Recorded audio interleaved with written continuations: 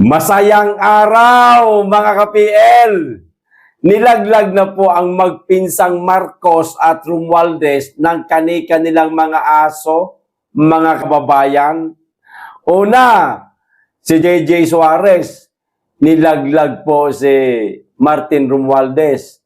Di bagay aso ni Romualdez yang si JJ Suarez? O ngayon, unti-unti nang pumipiyok mga kababayan. At eto namang si Marcos, nilaglag din po ni Franz Castro at saka ni Raul Manuel. O di bagay nagamit ng husto ni Marcos yung mga yan, mga kababayan, para kalabanin, pabahuin ang mga Duterte. Oh, eto na. Laglaga na, mga kababayan. Nako, baka kalaunan kahit si Our Lady of Insertion, mga kababayan, si Risa Hontiveros, baka makisali na rin at ilaglag na rin si Marcos. O ito po ang dahilan, mga kababayan, bakit inilaglag nila yung kanilang mga amo o nilaglag ng mga aso yung kanilang mga amo. O eto, basahin ko po muna etong sinabi ni Our Lady of Insertion. O ang tunay na bayani daw, mga kababayan, ay ang mga namatay na kabataan sa Mindoro. Hindi daw po ang mga sundalo dahil sila ang nakikibaka sa kabataan para pumunta sa bundok. Yan ang sabi ni Our Lady of Insertion. Ano ho? Ito po muna ang komento ni Tito J. Sonsa bago ko po ibigay sa inyo, mga kababayan, kung paano po nilaglag itong magpinsang Marcos at Romualdez ng kanilang mga aso. Para masundan po natin yung istorya. Ayan. Senador ng Republika ng Pilipinas mas piniling ipagtanggol ang mga kalaban ng gobyerno. Mga communist terrorist group member mula CPP, NPA, NDF against the soldier of the Filipino people. Sa dakong huli, nagpahalata rin si Madam Chair kung sino ang mas mahalaga sa kanya. Siyempre, ang kanyang mga supporters na kumakalaban o kalaban mismo ng pamahalaan, kaya kanyang pinaglilingkuran. Ayan, sabi po ni Tito J. Sonsa. Tinawag pa niyang bayani ang mga kalaban ng gobyerno. Isn't this treason or pagtataksil sa inang bayan? Yan po ang tanong ni Tito J. Sonsa. Ito po ang pinakadahilan, mga kababayan, dahil po doon sa nangyaring airstrike doon sa Mindoro na itong mga kabataan na di umano na ipinagtatanggol nitong si Madam Chair at ng iba pang mga katropa nila ay membro di umano, mga kababayan, ng makakaliwa o ng NPA. Yun po ang sabi-sabi. Ano ho? O eto na ho mismo, mga kababayan, yung ginawang paglaglag. Unahin natin si Franz Castro. Ano? Tsahin nyo ito. Ito. Ginulo mo, BBM, ang mga kabataan sa Mindoro. Ang concern kanina ni Risa Hontiveros, sino? Di bagay yung mga kabataan di umanong binomba, nakatikim ng airstrike mula sa mga AFP. Ano po ang concern ni Franz Castro? Kabataan din po na pinaghihinala ang kaanib di umano itong mga ito sa NPA.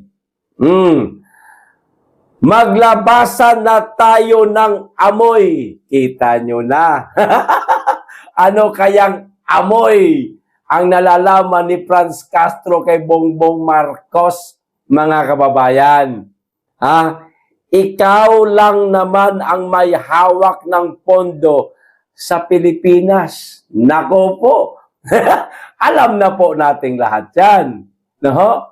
Na ang may hawak, hindi lang si Saldico, hindi lang si Martin Romualdez, kahit si Bongbong Marcos, natural. Siya presidente eh. Di po ba? Malamang, etong si Franz Castro, mga kababayan, marami itong alam. Dapat sa mga investigasyon, ipapatawag itong mga ito. Oh. Ulitin ko lang, ikaw lang naman ang may hawak ng pondo sa Pilipinas. Lahat ng pag-uutos mo, sinunod namin. Nako, ayan na nga. Ayan na nga.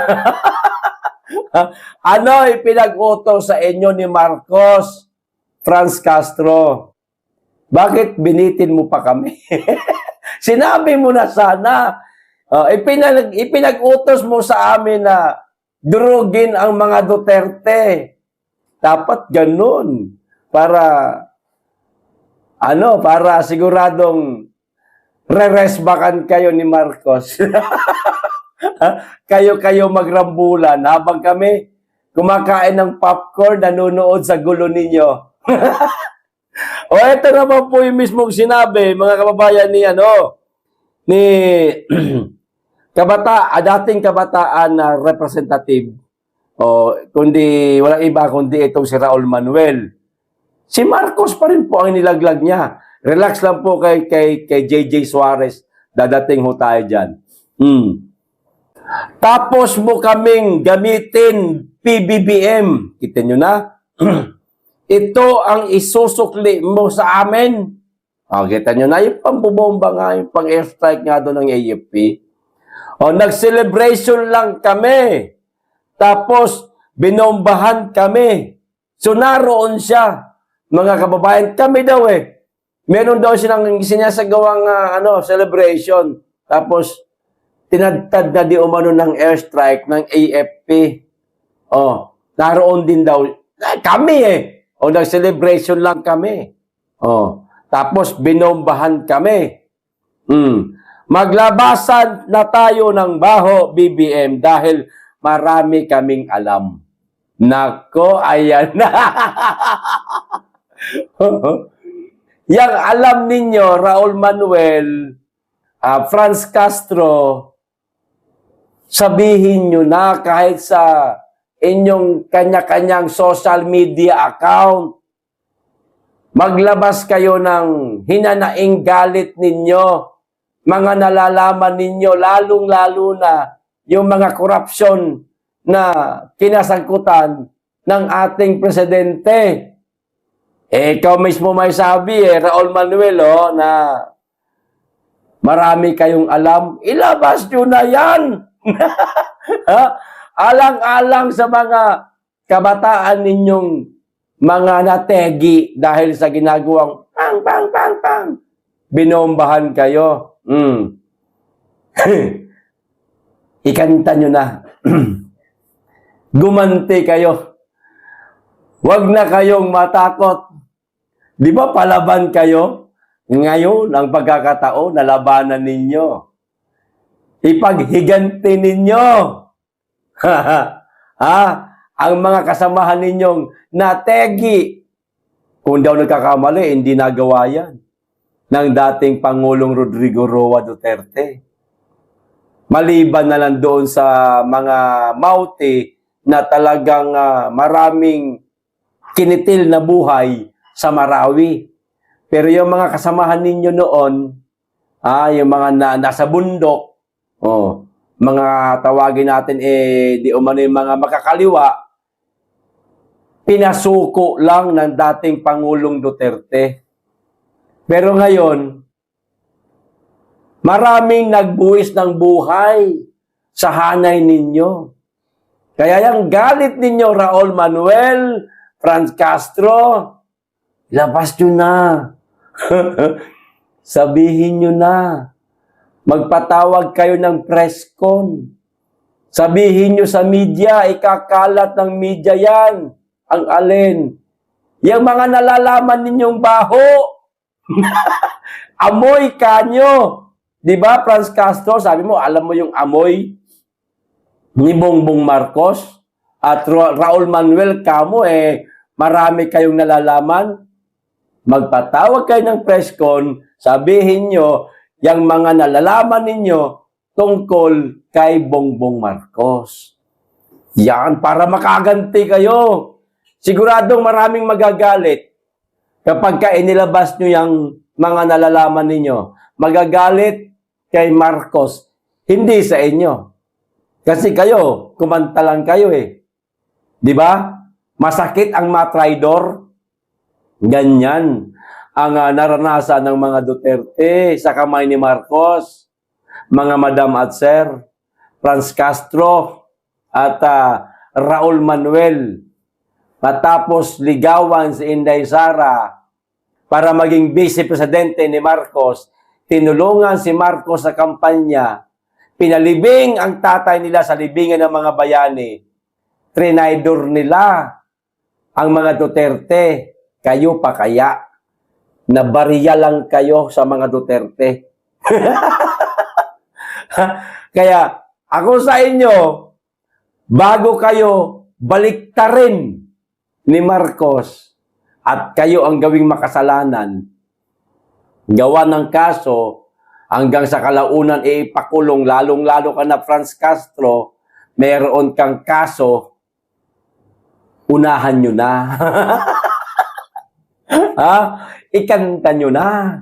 Yung mga nalalaman nyo, sabihin nyo sa publiko, magpa-press con kayo para ang galit hindi sa inyo, kundi doon sa ngiwi nating presidente. Okay? O, ito pa. Laglag naman ito, mga kababayan, kay Romualdez. O, mula sa aso niyang si JJ Suarez. O, ito. Sabi ko nga sa inyo, magpinsan nilaglag eh. Hindi ako magnanakaw. Si Martin Romualdez ang gumawa sa budget sa 2025 sa BICAM report. Pati sa DepEd, tinanggal niya. Siya ang humawak lahat. Ayan na. Lumabas din, mga kababayan, sa bibig ng mga aso ni Tamba. Sino daw po? Ang gumawa ng budget noong 2025, mga kababayan? Si Martin Romualdez. Tumpak na naman si Saldico. Sa BICAM report, ginawa. Tapos, idini-deny ni Romualdez na wala naman daw siya noong nagkaroon ng BICAM. Habang ginagawa ang budget noong taong 2025, di ba itinanggi niya? Sabi niya, wala, hindi ako nagpunta sa BICAM, ano kinalaman ko dyan? Di ba noong nagkakantahan na, kinanta na siya ni Gutesa, kinanta na siya ni Saldico, dininay niya yun eh. O eto, dinagdagan pa ni JJ Suarez yung sinabi ni Gutesa at ni Saldico, mga kababayan. Si JJ Suarez umami na rin. O, kita nyo na. Naroon pala. O, meron palang basbas ni Martin Romualdez yung BICAM report noong 2025. Lumabas din ang totoo. Pati sa DepEd, tinanggal niya yung pondo. O, siya ang humawak lahat. Ayan na. Lumabas din ang baho. Tagpi-tagpi na natin ngayon, mga kababayan. Yung noon nasa 70 o 80% hinala natin kay Martin Romualdez. Ngayon, nasa 90 na. Malapit na mag-100%. Mga kababayan, na sangkot talaga si Martin Romualdez. At siya ay isa sa mga mastermind nito napakalalang anomalya at korupsyon na nangyayari ngayon sa ating bansa. Baka may sumunod pa po kay JJ Suarez, mga kababayan. Marami pang bata yung mga yan eh. O si Romualdez eh. Marami siyang tuta dyan sa Kongreso eh. Kasi nga iniipit na si JJ Suarez. Kaya sinabi niya, hindi ako magnanakaw. Si Martin Romualdez ang gumawa sa budget sa 2025 sa BICAM report. Kita nyo na.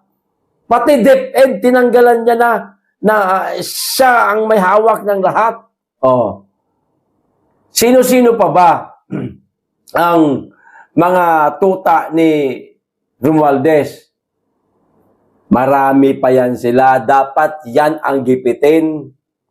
Kasuhan niyang mga yan.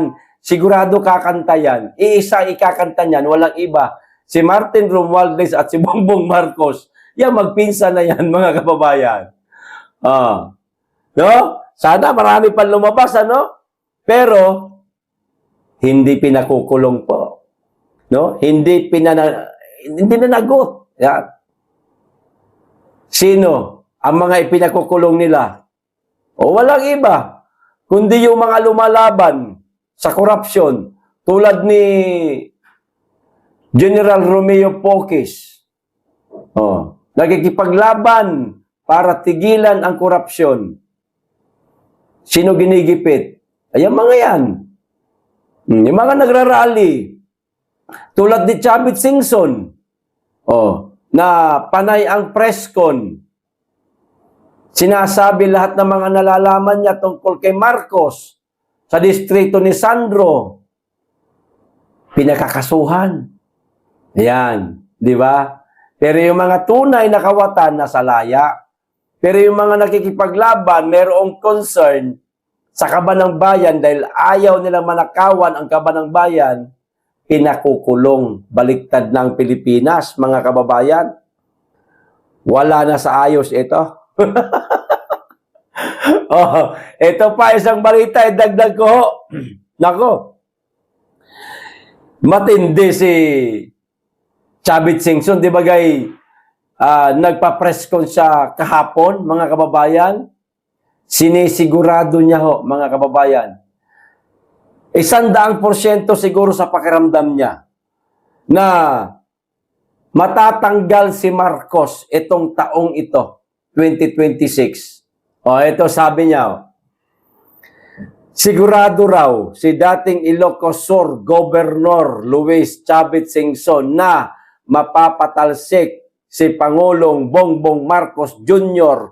kasunod ang Grand Conspiracy Press Conference niya nitong Lunes, January 5, 2026, mga kababayan. Ito yung mismong sinabi niya. I'm sure na matatanggal si Bongbong Marcos now. Yari. Ngayon, the soonest possible time, sigurado yan, matatanggal si Bongbong Marcos sa niya. Nako. Lalo na, kahapon sa press briefing o press conference na isinagawa, pinangunahan ni Chavit Singson, mga kababayan, napakarami niyang pasabog. Maliban doon, hinihimok niya, inaanyayahan niya yung ating mga kababayan na dumalo sa gagawin niyang rally yun one time, big time rally. Siyempre, kontra corruption yan, mga kababayan, at kontra mastermind sa mga nangyayaring korupsyon. Sino ba mastermind? Dalawa? Tatlo? Para sa kanila. Kaya nasabi ni Chavit Singson na siguradong matatanggal daw si Bongbong Marcos ngayon. Nako. Nako. Sakit ulo na naman ito. Ayon kay Singson, hinintay niya raw talaga ang divine providence 40 years matapos papaalis sa pwesto ang ama nitong si Ferdinand Marcos Sr. Kita nyo na?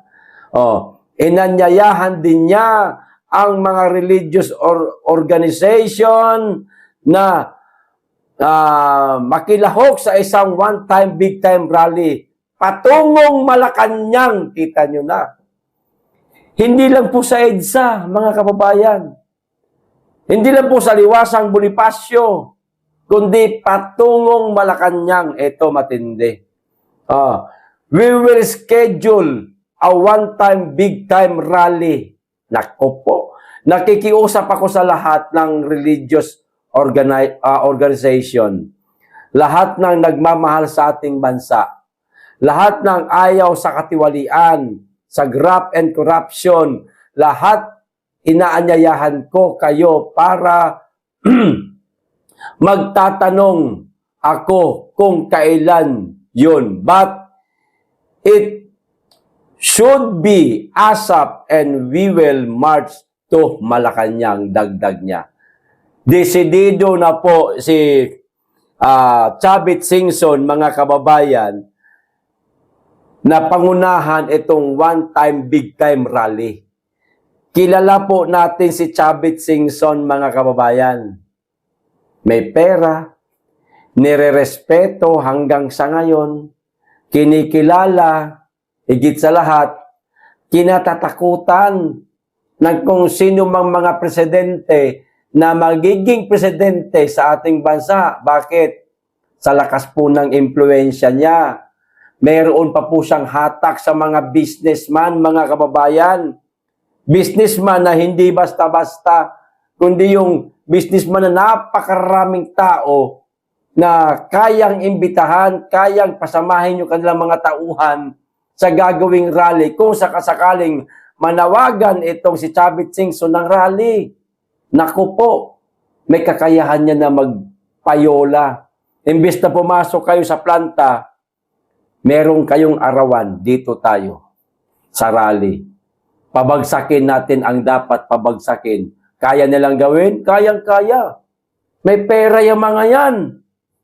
Oh, kahit ilang araw kayo dyan na mag-rally, meron ilalagay na liguan, mga CR na pwedeng para hindi kung saan-saan mag-ihi o magdumi. May pera eh. May supply na pagkain. Sino hindi kakabahan yan? Ngayon daw, mga kababayan, dahil sa mga ginawang press con nitong si Chavit Singson, natataranta na ang palasyo. At naglasing na naman yung babaeng palaka. Mga kababayan, dahil kaliwa kanan po ang bumabanat sa kanila. Problema. Doon sa kabila, kila Maharlika, grupo nila Maharlika at nila Dean Chase, ay yung tungkol sa mga hubad-hubad na yan. O, di ba? O, dito naman, kay Chavit Singson, etong mga katiwalian na kinasangkutan di umano ng ating presidente. Eto namang mga masasabi nating, ayan, sila Risa Hontiveros, huwag na lang natin banggitin, mga kababayan, baka ma-red tag tayo. Raul Manuel, ayan, sila Franz Castro, kilala niyo na po yung grupo nila, hindi ko na lang babanggitin. Yung tungkol naman po sa mga baho ni Bongbong Marcos, nako, naloko na talaga ito. Pinagtutulong-tulungan na sila, mga kababayan. Yung mga dati nilang ginamit, mga dati nilang tauhan, dating taga-suporta nila, ngayon wala na. Unti-unti nang tumutuka sa kanila. Ngayon tuka pa lang yan. Pero, hindi matatapos tong taon na to, mga kababayan. Ito minsan napanaginipan ko lang naman. Etong taong 2026 daw, mga kababayan, magulo. Kung napakaraming rally na naganap noong 2025, nilahukan natin yun, alam nyo yun.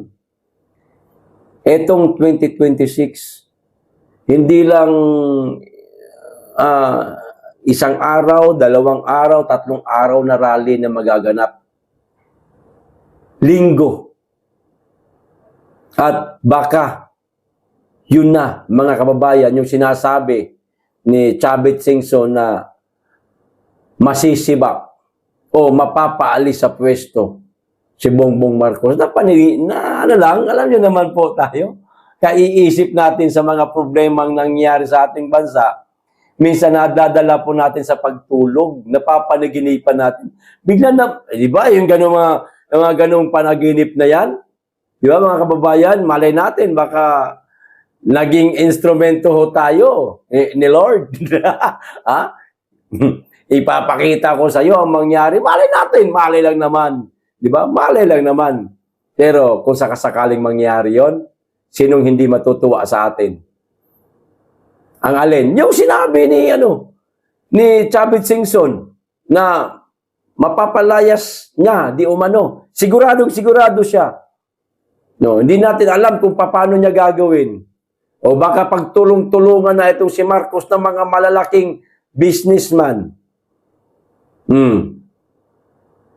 May mga pera yung mga yan. Hindi basta-basta kalaban yan. Mga oligarchs, pag nagtulong-tulong yan para pabagsakin ang isang gobyerno, ang isang presidente, kayang-kaya ho nila yan. Isang presidente lang naman ang kumalaban sa mga oligarchs na yan. Hindi sila kinilala. Hindi sila nirespeto. Yung mga hindi nagbabayad ng tamang buwis, siningil. Walang iba, kundi yung ating Tatay Digong. Kaya kinatakutan siya, nirespeto siya ng mga oligarchs na yan. Pero pag yung mga oligarchs na yan, mayroong nalalamang baho sa isang pinuno, isang presidente ng Pilipinas, at parang pinapadaplisan na sila ng kasalukuyang presidente. Nako, pag nagsama-sama yung mga yan, mapapatalsik ang isang pinuno ng bansa, mga kababayan. May power din naman kasi ang mga yan Unang-una, may mga pera yan May mga tauhan yan. Baka eto na, yung sinasabi ni Chavit Singson. Baka nagsama-sama na sila, mga kababayan. Lalo na, noong nakaraang taon, Setyembre, Oktubre yata yun, na nagpahayag na po itong 50 ba yun? 50 business groups. Matakin nun ninyo, 50 business groups. Sa isang business group pa lang napakarami na niyan 15 yun 50 yun 50. Gaano karami yung isang grupo pa lang? 50 nga. Aba, napakarami niyan. Libo-libo tauhan yan. Paano pag yung mga yun sumali? O kasama doon sa sinasabi ni Chavit Singson na magpapabagsak kay Marcos. Napakarami ho nun. Mahihirapang salagin yun ni Marcos, mga kababayan. May kalalagyan talaga siya. Baka magkatotoo nga itong sinasabi ni Chavit Singson. Mag-aantabay ho tayo. Kasi sabi naman ni Chavit Singson, mag-a-announce lang daw siya kung kailan daw itong one-time, big-time rally na magmamarsya papuntang Palasyo Malacanang. Yang Mindiola, mapupuno yan, mga kababayan. Naku po. Etong taong 2026 na ito, maraming magaganap sa bansa natin, mga kababayan. Antabayanan lang po natin. Okay? Idagdag ko na rin itong si GM Torre. Ano ba talaga? GM ka ba talaga o tagapagsalita ka ng MMDA? Buti pa yung GM. General Manager. Mas mataas-taas na posisyon. Pero ngayon, inilagay dito, naging spokesperson ka, bumaba pa lalo ang ranggo mo o ang posisyon mo, Torre. Inanunsyo ni Metro Manila Development Authority MMDA Chairman Don Artes na si MMDA General Manager Nicolas Torre III na ang bagong tagapagsalita ng ahensya. General Manager Nicolas Torre III tatayo bilang bagong tagapagsalita ng MMDA. So, hindi na siya general manager.